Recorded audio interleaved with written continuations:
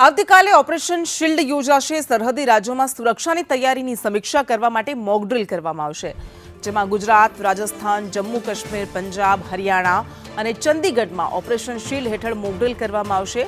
29 મેના રોજ ટળી ગયેલી મોક ડ્રીલ હવે 31 મેના રોજ કરવામાં આવશે। અગાઉ પણ 7 મેના રોજ મોક ડ્રીલ કરવામાં આવી હતી। ઇમરજન્સીની સ્થિતિની સજ્જતા ચકાસવા માટે આ મોક ડ્રીલને વધારે વ્યવહારિક અને યોગ્ય રીતે કરવામાં આવશે, જેથી ઇમરજન્સીની સ્થિતિમાં લોકોની વધુ સારી રીતે સુરક્ષા કરી શકાય, લોકો પોતાના જીવને પણ વધારે સારી રીતે બચાવી શકે। લોકોના જીવ બચાવવાની તૈયારીના ભાગરૂપે આ મોક ડ્રીલ કરવામાં આવી રહી છે।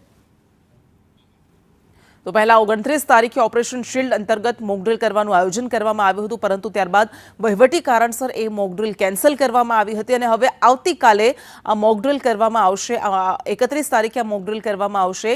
કેવી રીતે ઇમરજન્સીની સ્થિતિ સમયે સજ્જતા વધારે વ્યવહારિક બનાવી શકાય, વધારે અસરકારક બનાવી શકાય, તેને ધ્યાનમાં રાખીને આ મોક ડ્રીલના આયોજન સરહદી રાજ્યોમાં કરવામાં આવી રહ્યા છે, જેમાં ગુજરાત, રાજસ્થાન, પંજાબ, હરિયાણા, જમ્મુ કાશ્મીર આ તમામ રાજ્યોમાં આ મોક ડ્રીલ કરવામાં આવશે।